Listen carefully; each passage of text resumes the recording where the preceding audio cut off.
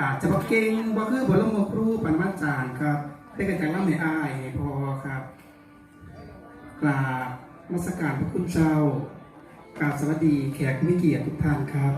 มันนี้ล่ำสู่วิญญาณพอบุญเรื่องศรีชนาครับผมเวลาปล่อยแค้นขึ้นมาอีกลูกมันเสียงเบาไปหน่อยหนึ่งครับอันนี้จังวัฏสังขาราสิ่งแบบนี้ก็ใช้กับพ่อครับพ่อทุกคนบอสากับไว้ครับเป็นไม่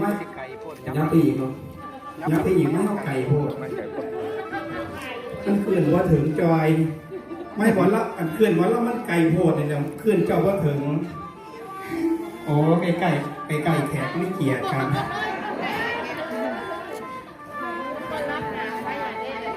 การในเล่าหนาไฟเล่าใหม่ทรงไอีพบุญนะครับผมขอย้ำว่าพี่ครับให้ผมมาถึงครับอันนี้ก่อนเล่ามันนี่หมอลำทุกคนกับพระทองเลยก็ปากกันมันเป็นเคสครับเป็นความเชื่อส่วนบุคคลเวลาล่ำได้ก็ได้ถึงแม่คือเก่าครับ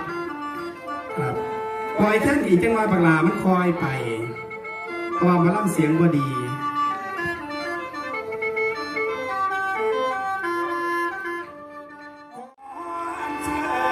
ดวงวิญญาณ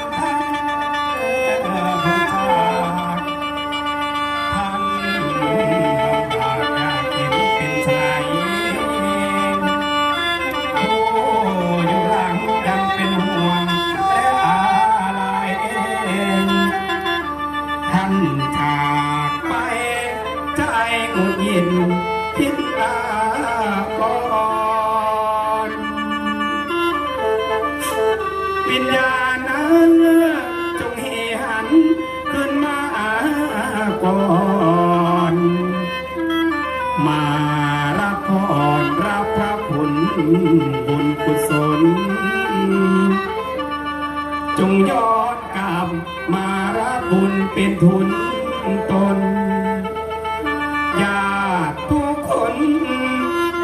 เป็นห่วงดวงวิญญาณ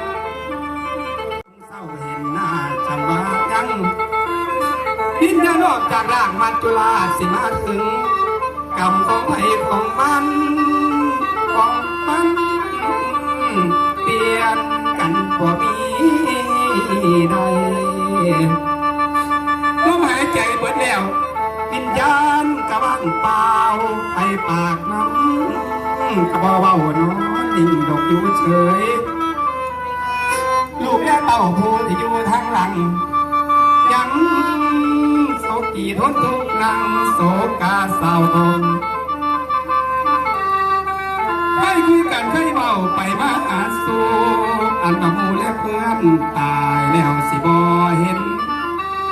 ให้หลอกล่อพ่อแม่บูชาภรรยาสามีคนหากแท้งก็หายจอย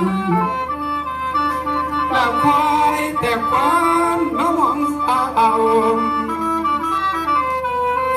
เราคอยแต่ความน้องสาวเหงาละผมได้บุญโอ้ยนอเห็นแนมทางหลับตอนบ่เห็นหน้าดอกพานไกลผู้ทั้งหลายหลังนางให้เจ้ากระบอมีกับน้อพ่อใหญ่บุญอ๋อแม่ใหญ่เติมกะโกโลคอยหลับผู้เดียวนั่งฝันอ่อนผัวเมียนี้ปากันรักหากันนั่งอ่อยังมีวันรอดตามสิคืนมาก็ได้เบิ่งโอ้ยแน่นอนอะไรว่าถ้ายังเมื่อพอสิพบกันผู้เจ้าตายวันนั้นเพราะหูข่าวเข้ากันดวงวิญญาณอยู่ทางใดแม่นไทยสินำ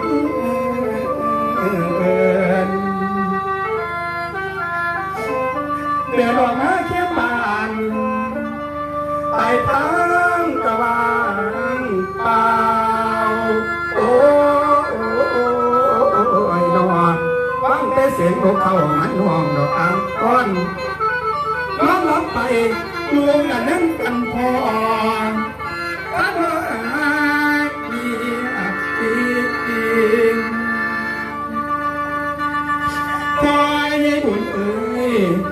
เจ้าได้ตายเป็นพี่เจ้าได้ดีเป็นปู่อยู่หลังนางไห้อะไรเท่าพ่อ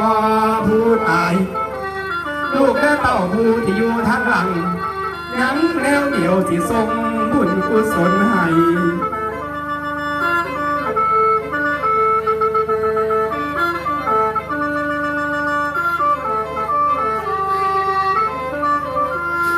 โอ้ยพอได้บทขยันว่าเสียดายบทไอ้ตน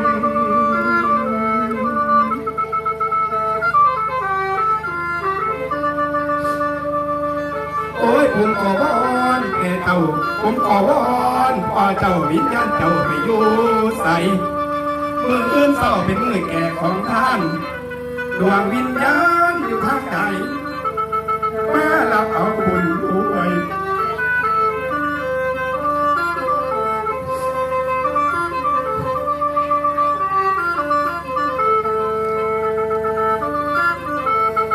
หรือเจ้าตายเป็นควายหรือเจ้าตายเป็นมาตั้งหมาเป็ดไก่โอ้โอ้โอ้ยนอพญากำองค์สองไร่สิขอสื่อเนินไทยถอนเรือไปน้องอยู่ในอ่อนอเวจีนอกเอาทีนุ่มพระบาทลาคืนสิขอถอนให้ปล่อยว่างอยากได้ยังกะสิให้ขอไว้ก่อนพญากรรมมานับโอกกองบุญมารับกรรมที่ทำไปแล้วขอแน่เด้อขอนำน้องที่หลานไทยที่กำได้ไอ้เปล่าคอยซาเด้อลูกหลานคอยอยู่ท่าเสียคอยท่าเป็นไทยถอนอยากให้ยังกะสิให้ขอไว้ก่อนพญากรรม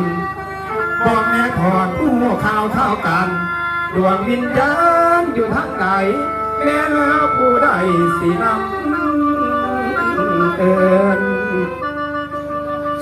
ว่าลูกหลานทำบุญแล้วให้คืนมาก็สาก่อนโอ้ยเด่นหัวมาเอาเงินมาแบ่งไปซื้อแผ่นประตูกำก้อยนักเสียเราเป็นเมา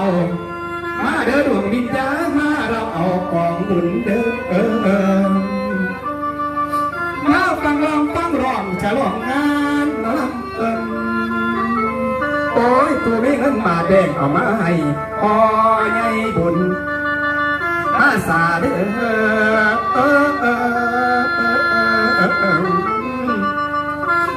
ท่านเจ้ามาหอดให้ยาไปส้นอยู่งานข้า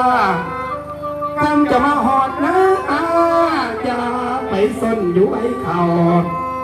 เดี๋ยวนี้นะพวกลูกหลานของเจ้าพวกพี่น้องของเจ้าที่ทำบุญย้อนเป็นห่วงโอ้ยดวงวิญญาณขอให้บุญเจ้าไปเอาข้างหนึ่งอยู่ใส่ให้เจ้าได้รับดวงเข้ามาทำมีแต่แนวงามกับทั้งของบริการสู่อันเตรียมพร้อมพร้อมทั้งอาภรณ์ผ้าแพรว่าปืนไม่เสื้อกับไม้ผ้ากับไม้แพรไม้ต่อผู้ยืนอยู่ใกล้ปีคอนให้เป็นน้ำมาสาเด้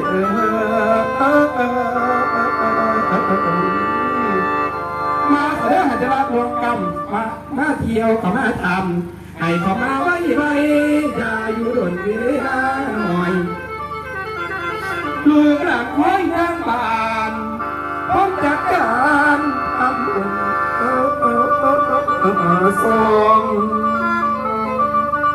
โอ้ยกับทั้งเงินมาแบ่งเอาไปซื้อแผ่นประตู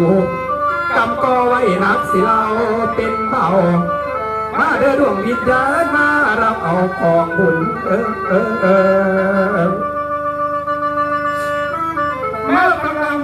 องฉลองงานนอนน้ำเอินภาษาทุเด้อผู้เอามอบให้ผู้เอาซองมอบให้ไปหาไทยพอผู้ตายถ้ามันมีอาทาสิมีผู้ทำใจใสเพื่อผลภายหน้าปากผู้ถึงไปตายแล้วให้สมหวังมันโอกมาดาดน้ำลงสู่พื้นให้ถึงของเพิ่นผู้ตายถ้านังมีอาทาสิมียะสิมีตายะถาจะมีปีตะนังมุติตังที่ไหลปากเมธอละนี้พุนแล้วผู้ทำบุญมันนี่พอละนี้ให้สมต่อสาธุเด้อผู้ไปหอดจอดถึงสาธุเด้อบุญกุศลให้ไปหอดจอดถึงก็บุญเรื่องสีชนะแม่เจ้าคนจากภูมิสาธุเด้อไอ้บุญเอ๋ยพ่อบุญเอ๋ยท่านเจ้าคนจากภูมิให้มีสุขน้อยยิ่งขึ้นเมื่อทางสู่